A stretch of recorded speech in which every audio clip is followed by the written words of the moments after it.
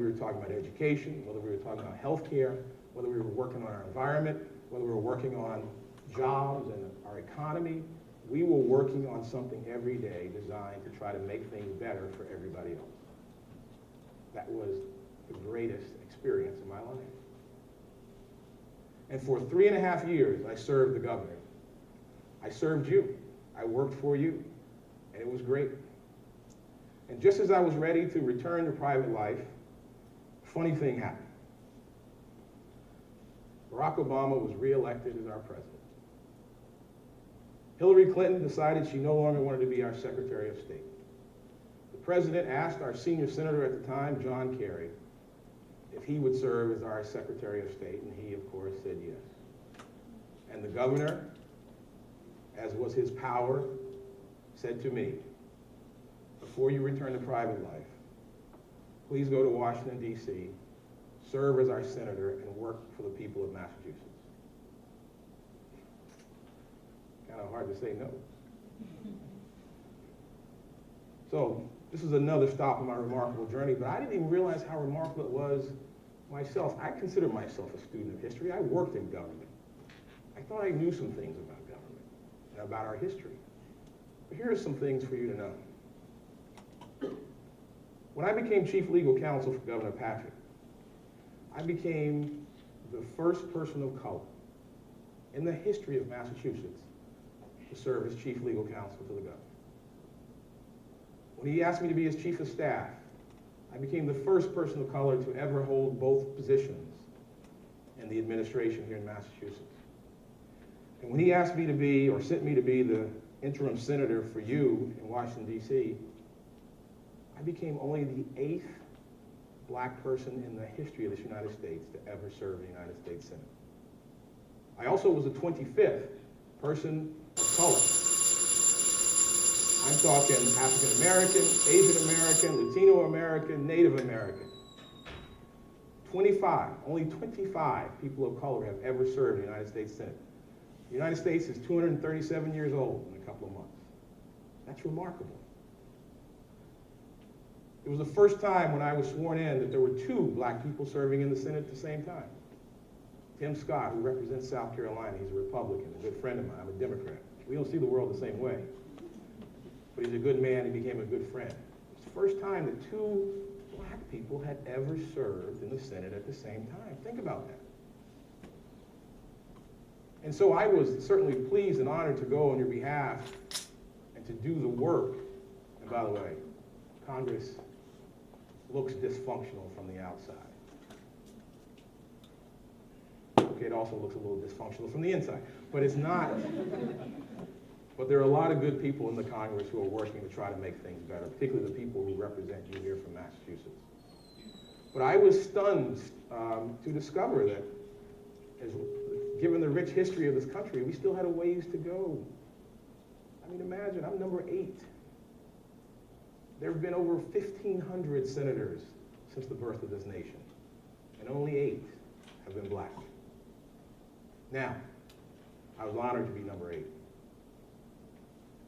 And part of the reason I like to have these conversations with you is because I want some of you to become number 18, or number 28, or number 48.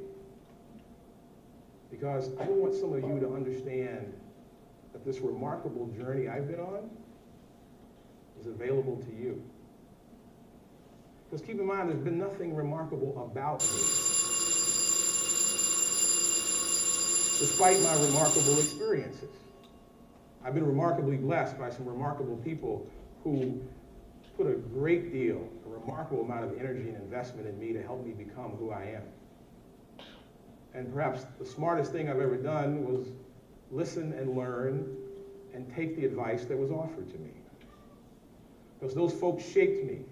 They shaped me to become a college student, then a law student, then a lawyer, and then a public official. And they instilled in me the sense of purpose and values that enabled me to become the person my mother and father always believed I could be. And that's how I get where I am on my remarkable journey. That's how I get to fly on Air Force One. That's how I get to go to the White House and listen to a concert sitting next to the president while Justin Timberlake's on the stage. It's because all these little steps along the way, I tried to make the best choice I could. Not because I always knew what the right choice was, but because I was wise enough to listen to someone who had some perspective and wisdom help me make the right choice. And I submit to you, ladies and gentlemen, if you do the same, someday you will return to this outstanding institution as an alumnus. And you will talk about your own remarkable journey and the places you've gone and the people you have seen.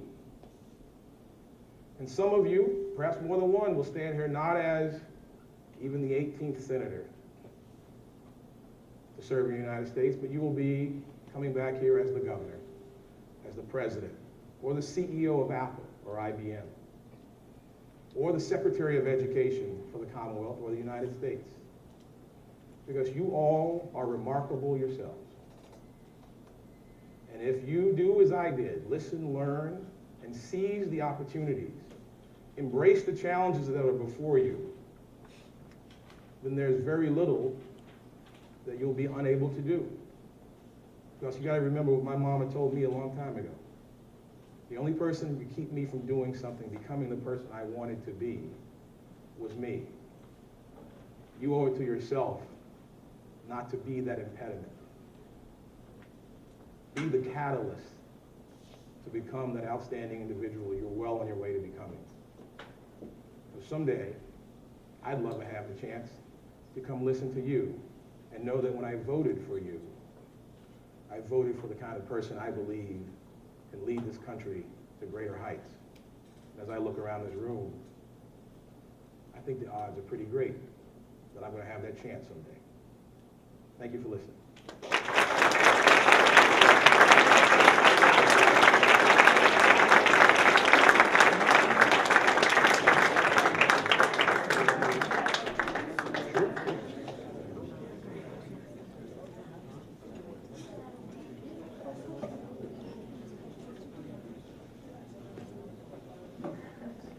Just quickly, ladies and gentlemen, I know you've prepared some questions. I see your papers out ready to ask. So if you have a question, please raise your hand. Mr. Francis will get that side, and then we'll switch off on handing off the microphone. So, Mr. Francis, please choose. Good morning, Senator Mo. Good morning. My question was... Well, may I impose a rule? If you don't mind. Okay, my name is Simon Wajela. I'm currently a senior attending here. And my question was, what challenges do minorities or you face when pursuing your career? Thank you. Did everyone hear the question? Listen, I face plenty of challenges, and not all because I'm a minority or a person of color. You know, keep in mind, every time I tell you I had the honor of being the first at something, it means I was trying to do something that no one I knew had done before, right? And so trying something new is often a daunting thought, right? Because you're on uncharted territory. You know, the first challenge you have to get over sometimes is the fear of doing something new or different. Change is hard, right? It takes you out of your comfort zone. So you've got to get past your comfort zone. To get past it, you must believe in the first instance that you are capable of doing whatever it is you're trying to do.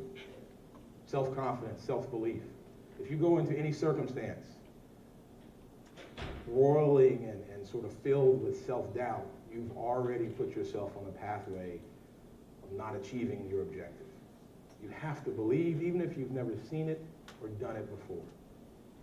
You have to believe it is within you. You have the capacity and the ability and aptitude to achieve. There will be forces that don't want you to achieve.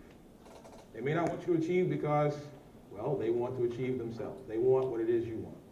Or they want someone they know to have that position or opportunity or thing. Or maybe they just don't like you, right? They don't know you, but they don't like the way you look. They don't like the way you talk. They don't like the way your last name looks, right? Or you're just different. Those people exist in this great big world. and they will always exist. But they should never deter any of you from pushing forward to do what it is you want to do. They may make it difficult, but in so doing, they will make you stronger. Now, the moment will come where you need to find a way to work through all that and stand on principle, right? I have been met with resistance at every place I've ever been in. But I never once allowed that resistance to be an impediment for me to be or do what it is I wanted to be. And you've got to start first and believe in yourself. There are challenges still out there. As I said, look, there are only 25 people of color, 26 now if you count Cory Booker, who's just elected to represent New Jersey, to serve in the Senate. So when you walk on the Senate floor, there haven't been a whole lot of black people who walked on that floor before me. But you know what? I walked on that floor fully confident that I belonged there. That I had the ability to do what you, as citizens of Massachusetts, needed me to do. And you have to believe that in the first instance, and no one's going to deter me from that. When you're met with resistance, and when you're met with hate, because hate still exists in this world, it's an unavoidable trait of the human existence. You must confront it, deal with it head on, and then push forward. But never let it stop you from being or becoming who you are.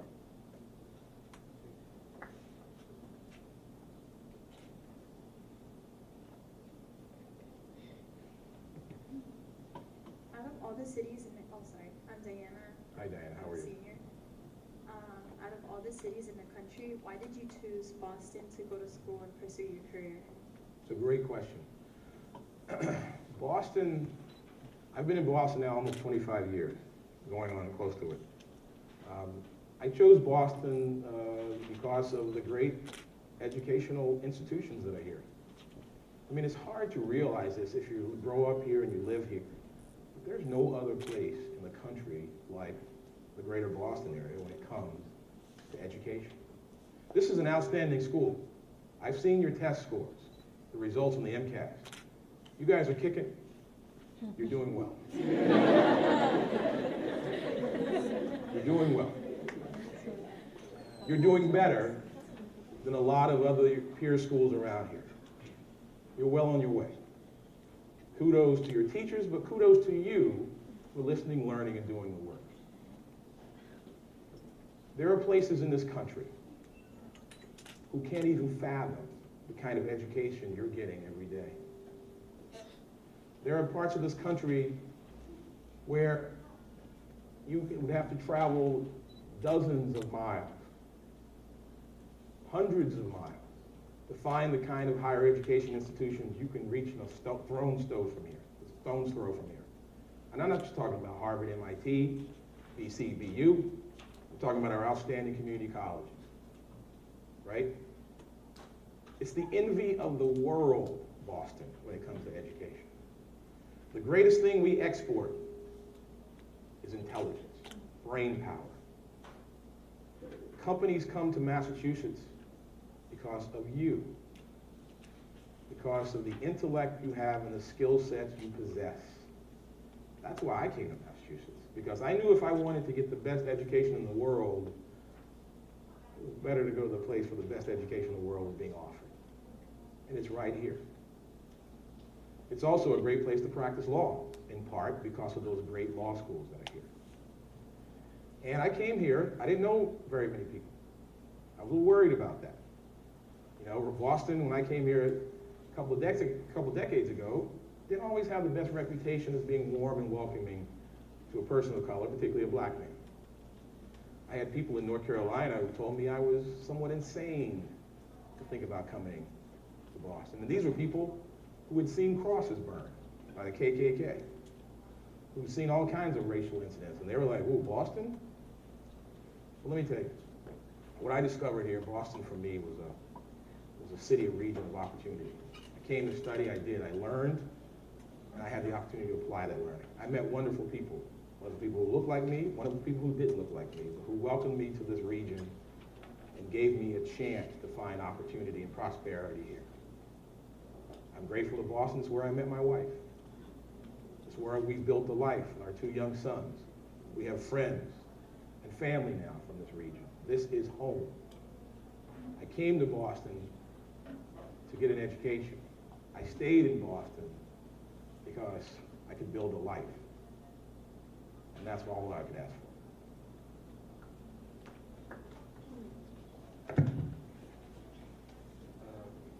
My name is Carl Troyer, and my question is, what's the atmosphere like in, congressional meetings?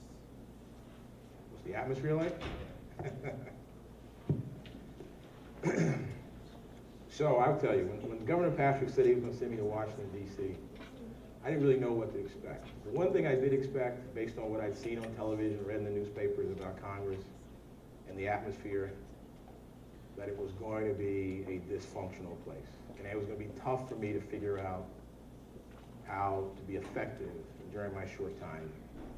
I will tell you, I was pleasantly surprised when I arrived in the Senate about how warm and welcoming all the senators were, Republican, Democrat, and Independent alike. They came to me, welcomed me to the Senate, told me they wanted me to have a good experience, and if the opportunity presented itself, they'd like to see if there are ways we could work together, right? Now I tell you that, and you see what happens on television, you're like, that doesn't make, those two things don't go together. If it's like that, then why do we have a government shutdown? Why on Sunday mornings do the senators and the congressmen scream at each other all the time? And why is it they're so hard on the president? Well, I will tell you. This thing we call government, it's inevitably attractively intertwined with something we call politics, right? And politics sometimes gets in the way of good government, good public policy. Some of the best ideas never make it into policy or law because politics prevent them from doing so. There's no secret right now that the Republican Party doesn't particularly care for, certainly the policies of, and I'm not sure they care for the president personally.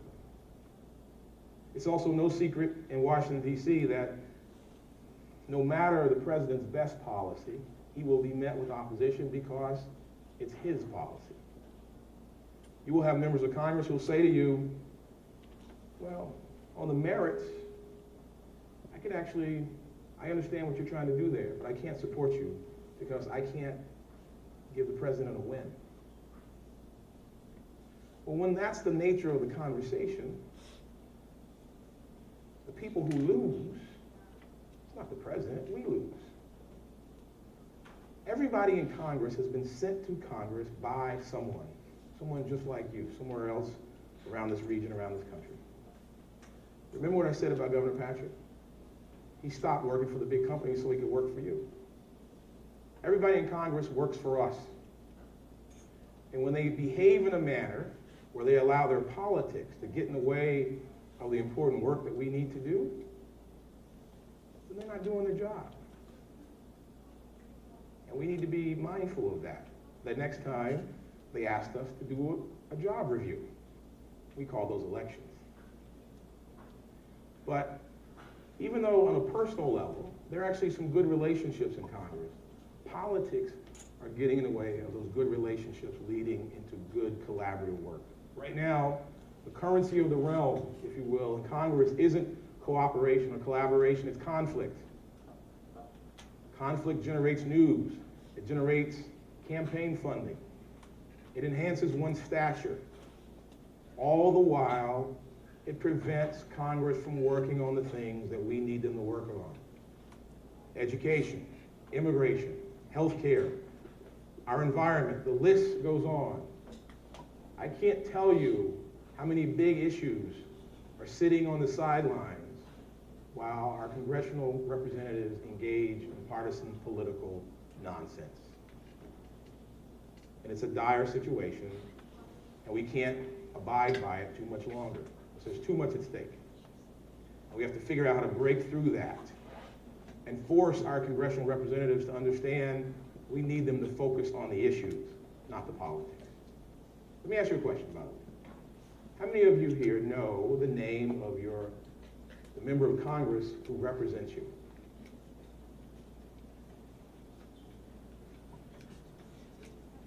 Okay. encourage you to find out, because you need to know who works for you. And then I encourage you to write to that person. Send them an email. Send her an email. Your senators as well. Let them know who you are and that you're quite interested in how they're doing their job. Because remember, even though you didn't vote for them, because you can't vote for them at your age, they still work for you. Because as important as it is that you know who they are, I assure you, ladies and gentlemen, it's even more important that they know who you are. That's really important. So write to your member of Congress. Tell them, just write and say hi, or I'd like to know your position on this issue, what's important to you. Just because you haven't had a chance to vote yet doesn't mean that you don't have a voice yet. You must learn to exercise that voice for the rest of your days, because this isn't someone else's government. This is your government. And if it's not working for you, then it's not working. And the only way you make it work is you communicate to those empowered to make it work and demand that they make it work better. Because this is a government for the people and by the people. And you are those people.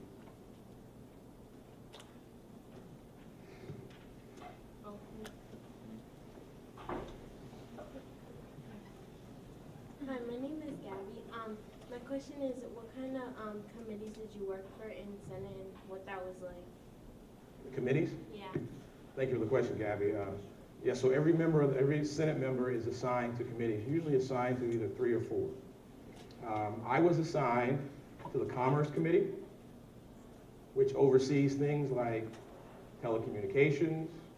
You know, if you have a cell phone, which I trust, maybe some of you do, right? Or all of you.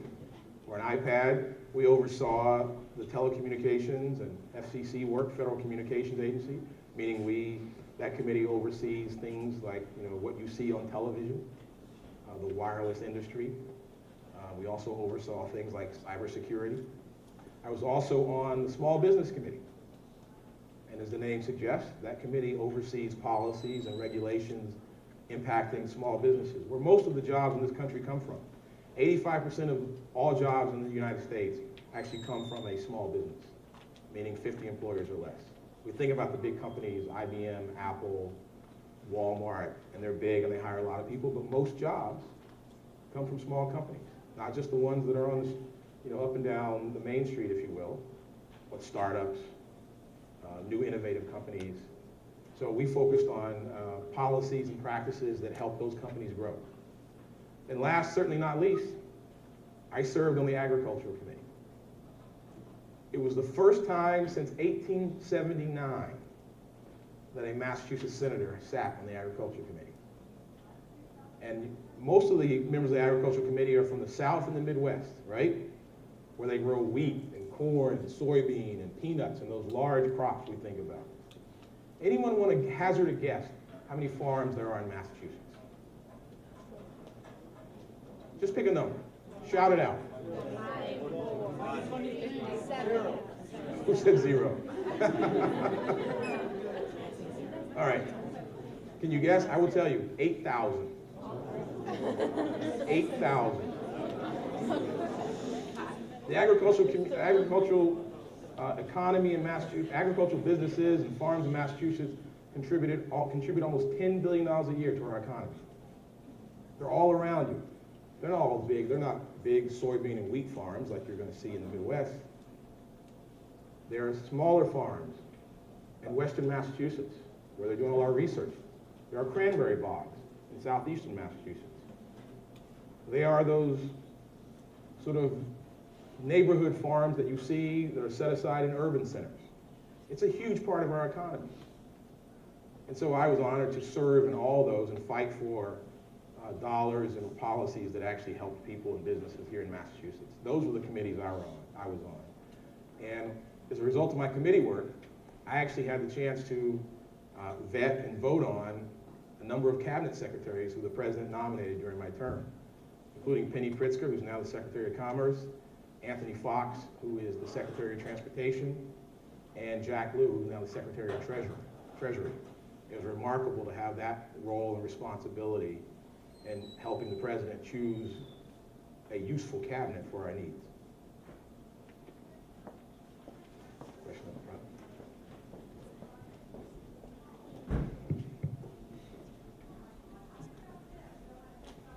My name is Donald, and I'm a sophomore and 10th grader here.